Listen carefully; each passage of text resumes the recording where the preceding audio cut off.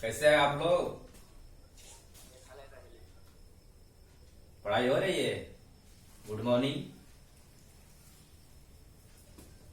सबको, हमारे ओर से सुप्रभात। आते हैं ऑनलाइन क्लास। हालांकि मुझे आशा है कि आप लोग घर पर सुरक्षित रहेंगे, सुरक्षित होंगे, सरकार के दिए गए निर्देशों का अनुपालन करेंगे। और मैं आपसे कामना करता हूं, उम्मीद लगाए रहा हूं कि इस परेशानी की घड़ी में आपकी पढ़ाई बाधित नहीं होती होगी।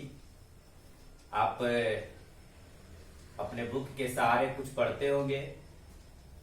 चलिए, हमारे तरफ से आपको शुभकामनाएं हैं। आप घर पर सुरक्षित रहिए। जान है तो जहान है। अगर जान बची रहेगी तो फिर हम लोग क्लास लेंगे, फिर हम लोग एक साथ एक क्लास में आप लोगों से मुलाकात होगी। कुछ बच्चे शुभम, प्रियांशु, विक्रांत होगा और हमारे प्रोफेसर साहब का लड़का ऋषु होगा और प्रिंस पटेल। क्या हाल है? सब लोग हो? बच्चियों में निकिता नी का क्या हाल है? चलिए ठीक है, चलते हैं 10th क्लास का शुरू करते हैं। पहला एक बड़ा दुर्भाग्य की बात है कि हम लोग ऑनलाइन मिल रहे हैं, आमने सामने मुलाकात नहीं हो रही है। लेकिन चलिए, कोई बात नहीं, लाइव क्लास चल रहा है। आप फटाफट तैयार हो जाइए और हम चलते हैं सीधा इतिहास की तरफ।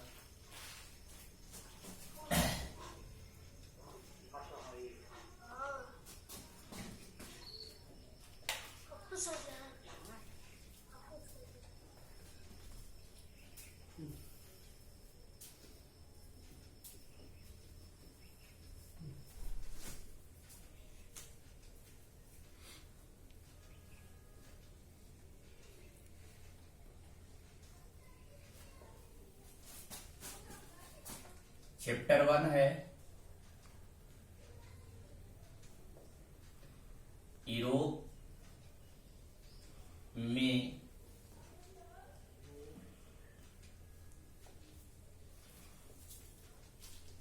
राष्ट्रवाद का उदय। यूरोप में राष्ट्रवाद का उदय। सबसे पहले हम यूरोप की बात करते हैं। जैसा कि आपको पता होगा कि आज सबसे ज्यादा 7 महादेशों में यूरोप कोरोना महामारी से अधिक प्रभावित है। और यूरोप के कई देश, इसमें इटली, फ्रांस, रूस, स्पेन, ये सारे के सारे देश कोरोना महामारी से ज्यादा प्रभावित है। हम आज यूरोपियन कंट्री में राष्ट्रवादी चेतना का उदय के बारे में बताएंगे। मुझे आशा है आप लोग को हमारी आवाज स्पष्ट सुनाई देती होगी। अगर जो बच्चे सोए हैं, आप लोग तो चाहते हैं कि ज्यादा से ज्यादा छुट्टी रहे ताकि हम लोग एंजॉय करें, लेकिन इसमें अपने लाइफ को भी देखना है, क्लास को भी देखना है। बहुत जल्द ही हमारी इंडिया गवर्नमेंट इस महामारी से लड़ने के लिए ठोस उपाय कर रही है। अभी तक हम लोग जितना आशा किए थे, कहीं आशा से अधिक हम लोग सफलता अर्जित किए हैं। फिर भी जो है संख्या बढ़ रहा है। लेकिन इस संकट की, इस वैश्विक आपदा की घड़ी में हम लोग धैर्य बनाए रखें, आदर करें, सरकार के आदेशों का पालन करें। तो चलते हैं। सबसे पहले हम जान लेते हैं कि राष्ट्रवाद का अर्थ क्या है। राष्ट्रवाद क्या है? एक बार इसकी हम चर्चा किए थे, जब आप लोग क्लास में बैठे थे तब मैंने इसका जिक्र किया था। और आप अपने बुक को सामने खोलकर देखिए, समझिए। नहीं समझ में आएगा तो पूछिए। राष्ट्रवाद क्या है? अंग्रेजी में इसको नेशनलिज्म कहा जाता है।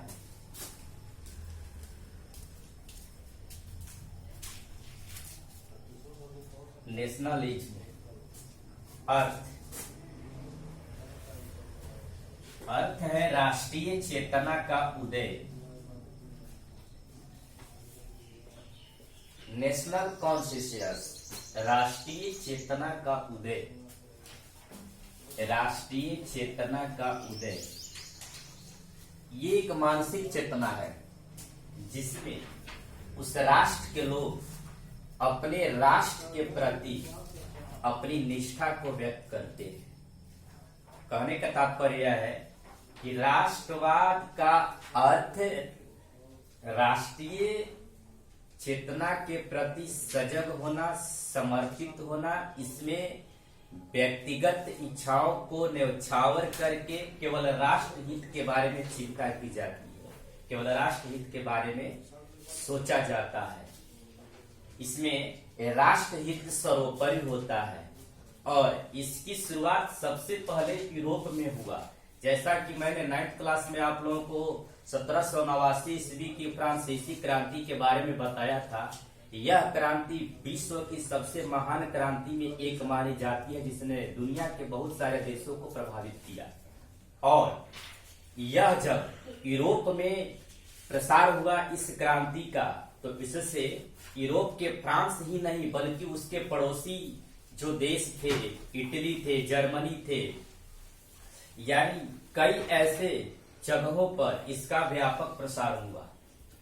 मैं बात करता हूं कि राष्ट्रवाद अपने आप में एक व्यापक चेतना है जिसमें राष्ट्र के प्रति प्रेम और भक्ति की भावना को व्यक्त करता है। इसमें एकता जो है निवास करती है, अर्थात दूसरे शब्दों में ये कहा जाए तो राष्ट्रवाद एक ऐसी भावना है, मन की भावना है, जिसमें किसी विशेष भौगोलिक क्षेत्र में रहने वाले लोगों में एकता और उसके प्रति अपने विचारों को व्यक्त करता है। मैंने बताया कि इसमें व्यक्तिगत हितों का बलिदान करके राष्ट्र हित के बारे में केवल कल्पना की जाती है।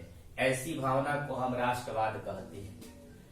आप जानते होंगे कि जो जिस मुल्क में रहता है उस मुल्क से उसे कितना लगाव होता है, उसे कितना प्रेम होता है। इसी प्रेम की भावना को हम राष्ट्रवाद कहते हैं। और जब 1789 ईस्वी के बाद जब यह राष्ट्रवादी भावना प्रस्फुटित हुई तो इस भावना के परिणाम स्वरूप बहुत सारे देशों में एक क्रांति का उबाल सा आया, लोगों में जागरूकता उत्पन्न हुई, लोग अपने राष्ट्र के प्रति सोचने समझने लगे।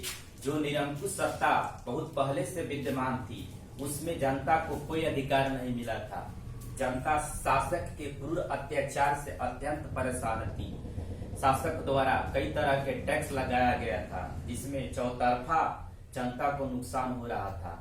किस प्रकार फ्रांसीसी क्रांति में लुई 16वां के शासन को अंत करके जनता ने अपने राष्ट्रीय चेतना का जो परिचय दिया वो आगे चलकर फ्रांस में एक मजबूत और एक अत्यंत जो है अच्छी लोकतंत्र की नींव रखी।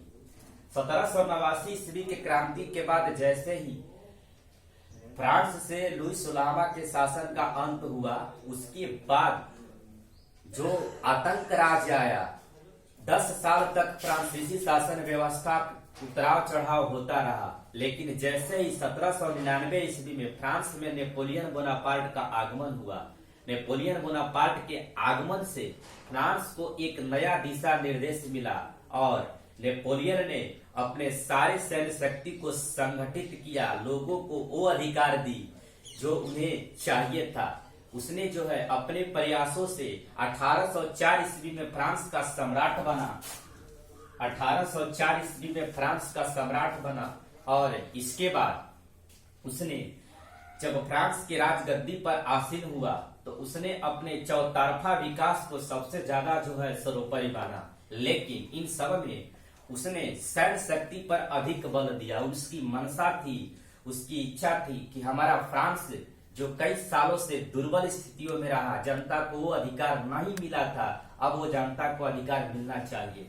लेकिन उसके इस हरकत से जो पड़ोसी मुल्क थे, जैसे में ऑस्ट्रिया था, इटली था, जर्मनी था, वहां के कुछ रूढ़िवादी ताकत उसके इस जो है राष्ट्रवादी भावना से परेशान थे। उन्हें लग रहा था कि अगर जल्द ही नेपोलियन को कोई उपाय लगाकर न रोका गया तो आगे चलकर हम लोग को अपने शासन से हाथ धोना पड़ेगा। और इस जो है नेपोलियन के इस कार्यों से सबसे ज्यादा जो भयभीत था वो था ऑस्ट्रिया का चांसलर, जिसका नाम था मेटरनिक।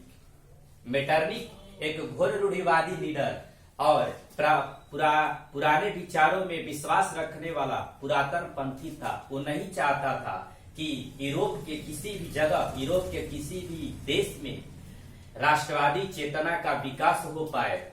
अगर राष्ट्रवादी चेतना का विकास होगा तो हो न हो हम लोगों को अपने शासन से हाथ धोना पड़ेगा।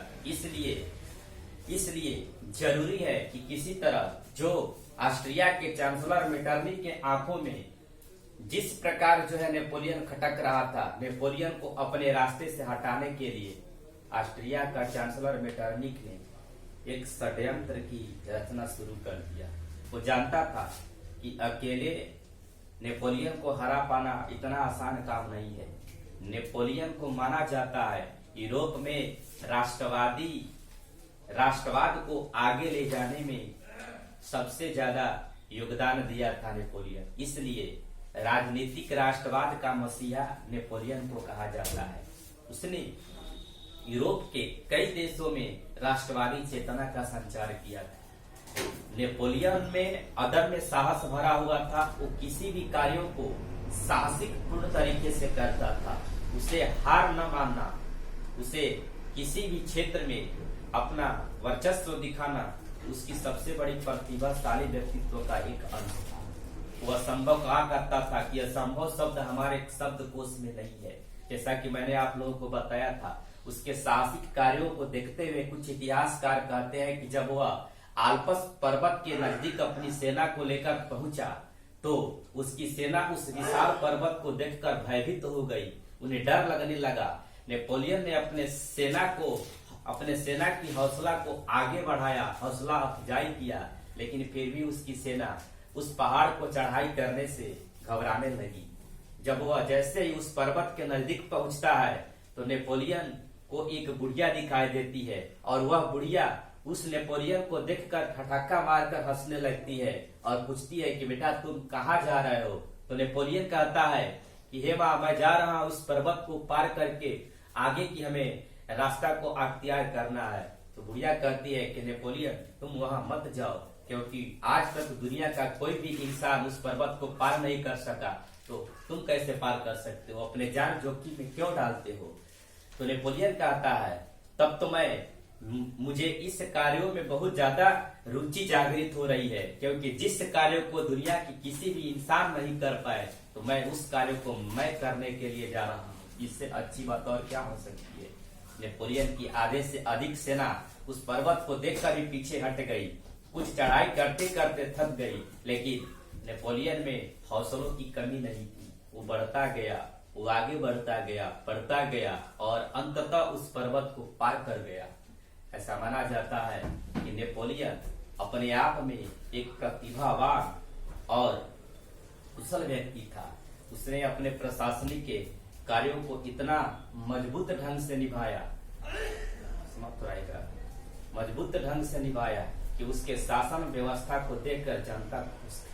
लेकिन आगे चलकर जैसे ही फ्रांस में नेपोलियन ने सैन्य शक्ति को ज्यादा बढ़ावा देने लगा, उसके बाद फ्रांस की जनता उससे नाखुश रहने लगी। तत्पश्चात वो फ्रांसीसी जनता के आंखों से ओझल होने लगा। धीरे धीरे उसकी लोकप्रियता घटने लगी। तत्पश्चात नेपोलियन को घेरने के लिए ऑस्ट्रिया के चांसलर मेटरनिक ने एक योजना बनाने लगा ताकि किसी भी तरह से नेपोलियन को रास्ते से हटाया जाए, ताकि वहां पर रूढ़िवादी ताकत अपना काम कर सके।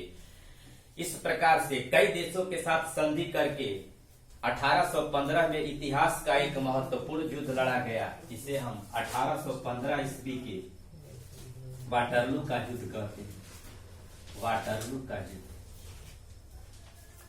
यह इतिहास का सबसे फेमस युद्ध था। इस युद्ध में मेटरनिक और उसके सहयोगियों ने नेपोलियन को पराजित करने में सफल रहे। तत्पश्चात नेपोलियन वहां पराजित हुआ और नेपोलियन को बंदी बनाकर उन शक्तियों ने सेंट हेलेना नामक टापू पर छोड़ दिया, जहां पर बिना अन्न जल के रहते 6 सालों तक संघर्ष किया और अंततोगत्वा 1821 ईस्वी में नेपोलियन का अंत हुआ।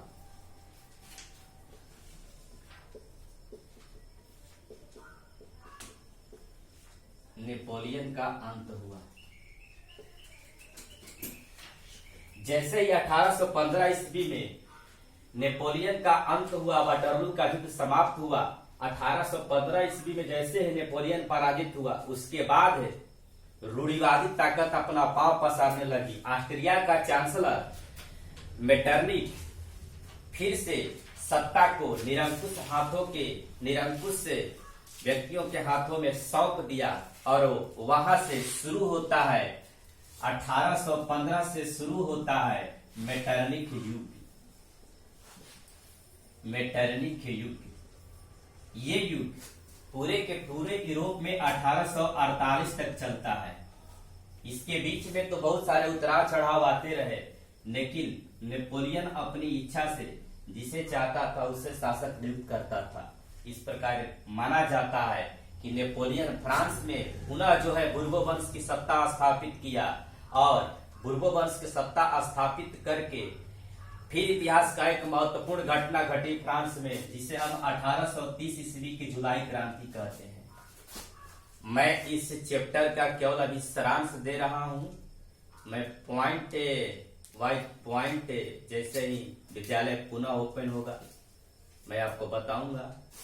आपको मैं इसका सारांश दे रहा हूं ताकि आपके दिमाग में बैठ जाए कि किस प्रकार जो है यूरोप में राष्ट्रवाद की घटना ने पूरे विश्व को प्रभावित किया। और इस प्रकार माना जाता है, कुछ इतिहासकार यह भी मानते हैं कि जैसे ही यूरोप में राष्ट्रवादी चेतना का विकास हुआ, यूरोप के राष्ट्रवादी चेतना के बाद पूरे के पूरे विश्व में इसकी जो है झलक दिखने लगी। हमारे भारत के राजा राम मोहन राय भी इस घटना से अत्यंत प्रभावित थे।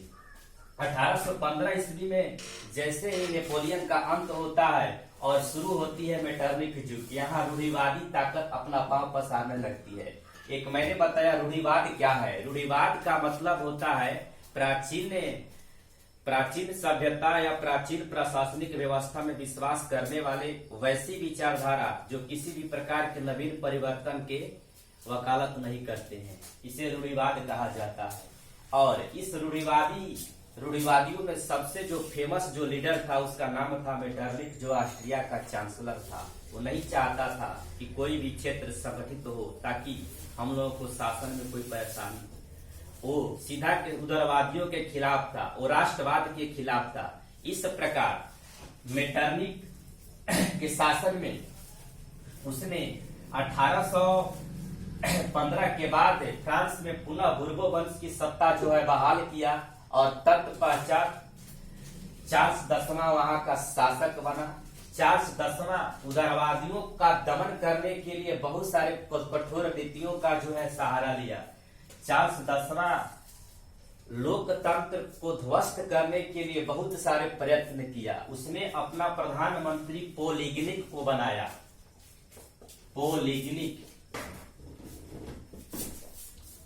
पोलिगनिक को प्रधानमंत्री बनाया। पोलिगनिक ने संवैधानिक लोकतंत्र के रास्ते में आने वाले सारे बाधाओं को समाप्त करने की योजना बनाई।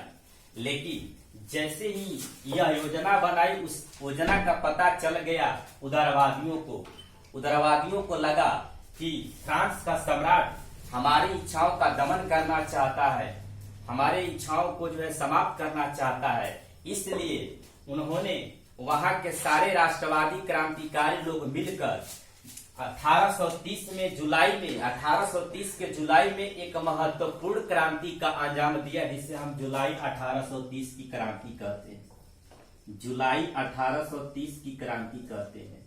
इस क्रांति के पश्चात फ्रांस से बुर्बो वंश का सत्ता पुनः समाप्त हुआ और उसके बाद ऑर्लियंस वंश की सत्ता बहाल हुई। तत्पश्चात 1848 तक इसकी जो है सत्ता चली, लेकिन 1848 में दोबारा फ्रांस में एक महत्वपूर्ण घटना घटती है। फिर वहां पर जो है राष्ट्रवादियों द्वारा, उदारवादियों द्वारा शासन के खिलाफ आवाज उठाई जाती है और वो सफल भी होता है, वो आंदोलन सफल होता है। और सफल होने के बाद 1848 से मेटरनिक के शासन का अंत होता है और पुनः शुरू होती है फ्रांस में संवैधानिक लोकतंत्र। फ्रांस में संवैधानिक व्यवस्था लागू होती है और इसका स्पष्ट प्रभाव उसके पड़ोसी देश इटली और जर्मनी पर पड़ता है। इटली और जर्मनी दो ऐसे क्षेत्र थे जहां के प्रांत खंडित थे, वहां संगठित नहीं था, वहां पर विचारों की भिन्नता थी, वहां कई संस्कृतियों का शासन था, कहीं पोप का शासन था, कहीं चर्च का आधिपत्य था, तो कहीं किसी डायनेस्टी का जो है शासन था। इस प्रकार से इटली और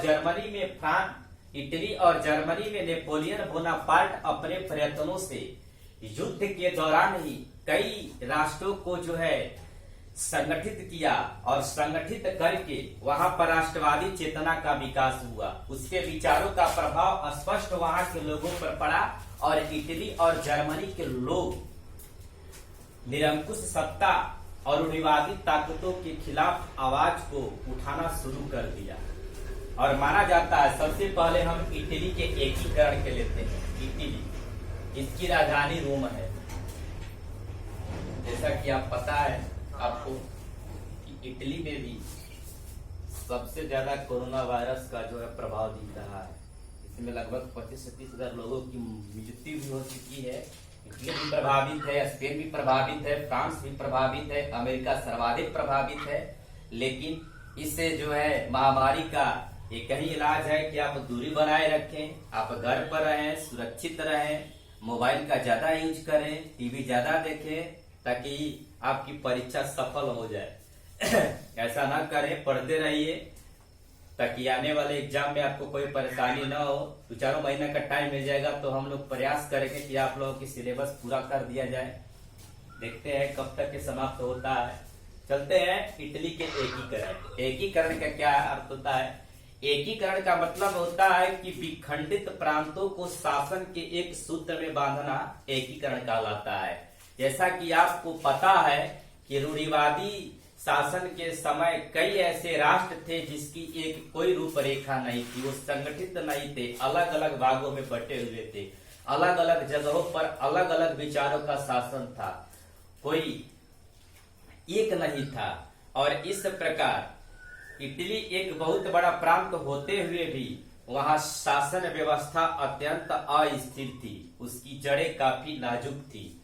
तत्पश्चात उसको संगठित करने के लिए, उसको एक करने के लिए इटली के लोगों ने आवाज उठाई और इटली के एकीकरण के दिशा में सारे लोग प्रयास करने लगे। और इटली के एकीकरण में सबसे पहला जो प्रयास किया था वह व्यक्ति था मेजनी, जिउसेप मेजनी। मेजनी के बारे में मैंने आपको बताया है, नोट्स भी लिखवाया है, देख लीजिएगा खोलकर, मेजनी के बारे में पढ़ लीजिएगा। ये सबसे इम्पोर्टेंट व्यक्ति है और परीक्षा के दृष्टिकोण से इससे भी क्वेश्चन आते हैं, ध्यान से समझिएगा। अगर आपको समझ में नहीं आएगा तो हमारा कॉन्टेक्ट नंबर है, बहुत सारे बच्चों से बात नहीं हो रही है, नोट कर ले, 8809416134। इस नंबर पर कॉल कीजिएगा तो हमसे बात हो जाएगी आपको। अगर कोई भी टॉपिक आपको समझ में नहीं आएगा तो कृपया कॉल लगाकर पूछ जरूर लीजिएगा। पूछने में कोई झिझक महसूस मत कीजिएगा, हम आपके प्रश्नों का जवाब देने का भरसक प्रयत्न करेंगे। हमारे यहाँ तो नेटवर्क भी प्रॉब्लम रहता है, लेकिन प्रयास कीजिएगा, हो सकता है कि लग भी जाए। मैं पुलिस की आंखों में धूल झोंककर बचा मैं आप तक यहाँ पहुंच रहा हूँ ताकि रास्ते में कोई जब हम चलते हैं तो भोलेनाथ को मना कर चलते हैं कि कहीं रास्ते में उन महानुभावों से भेंट न हो जाए ताकि हमारी जो है खिदमत न बना दे। हम लोगों को जो है आना वर्जित है, पास नहीं बना हुआ है, लेकिन फिर भी हम पुलिस से लुका छिपी खेलते हुए आप तक पहुंच जाते हैं ताकि आपको जो है कुछ सेल्फ हेल्प कर सकूं, कुछ सहायता कर सकूं। ध्यान दीजिए, इटली के एकीकरण में सबसे पहला जिस व्यक्ति का मैं नाम ले रहा हूं उसका नाम था जिउसेप मेजनी। मेजनी कौन था? थोड़ा मेदिनी के बारे में शॉर्टकट जानकारी ले लेते हैं, समय का अभाव है। मेदिनी एक साहित्यकार गणतांत्रिक विचारों का समर्थक था। उसका जन्म जो है इटली के किसी प्रांत में हुआ था 1805 ईस्वी में, और ये संवैधानिक राजतंत्र का ये गणतांत्रिक विचारों का समर्थक था, लेकिन इसमें तत्काल निर्णय लेने की क्षमता बहुत कम थी। इसलिए तत्कालीन परिस्थितियों को भाप नहीं सकता था, समझ नहीं सकता था। तत्पश्चात युद्ध में इसे पराजय का जो है स्वाद चखना पड़ता था। मेदिनी ने 1821 ईस्वी में एक संगठन की स्थापना की जिसका नाम था युवा इटली। युवा इटली का जो उद्देश्य था कि इटली प्रांत में क्या हुआ, चलेगा क्लास में 2 मिनट, चलिए मैं क्लास को पोस्टपोन यहीं पर कर रहा हूं, और आपको मैं फिर मैसेज देना चाहूंगा। हो तो आप लोग बहुत बड़ा शरारती, लेकिन फिर भी मैं आपको थोड़ा सा 2 मिनट का टाइम लेकर आपको मोटिवेट करना चाहूंगा कि देखिए, संघर्ष जीवन में बहुत बड़ा होता है, और जो संघर्ष करते करते आगे निकल जाता है वही सफलता को पाता है। इसलिए हमारे सामने बहुत सारी चुनौतियां आएंगी, परेशानियां आएंगी, लेकिन उन परेशानियों और चुनौतियों से घबराना नहीं है। हमें अपने लक्ष्य की ओर हमेशा आगे बढ़ना है, हमें फाइट करना है। हो सकता है कि इससे भी और बहुत बड़ी भयंकर स्थिति उत्पन्न हो जाए, लेकिन घबराए नहीं। आप सेल्फ स्टडी करते रहिए, बुक देखते रहिए, और जहां नहीं समझ में आए उस संबंधित विषय शिक्षक से पूछते रहिए, ताकि आपको कोई प्रॉब्लम ना हो। और हाँ, ध्यान रहे खान पान पर ज्यादा ध्यान दो, गर्म भोजन करो, हाथों को साबुन से धो हमेशा घंटे घंटे भर। और मैं हो सकता है कि अगर व्यवस्था ठीक ठाक रहेगी, कोई रास्ते में दिक्कत नहीं आएगा, तो फिर मैं दोबारा इस चैप्टर को आगे बढ़ाऊंगा। जितना मैं पॉइंट दिया हूं उस पॉइंट का आप रिव्यू जरूर कर लीजिएगा। धन्यवाद।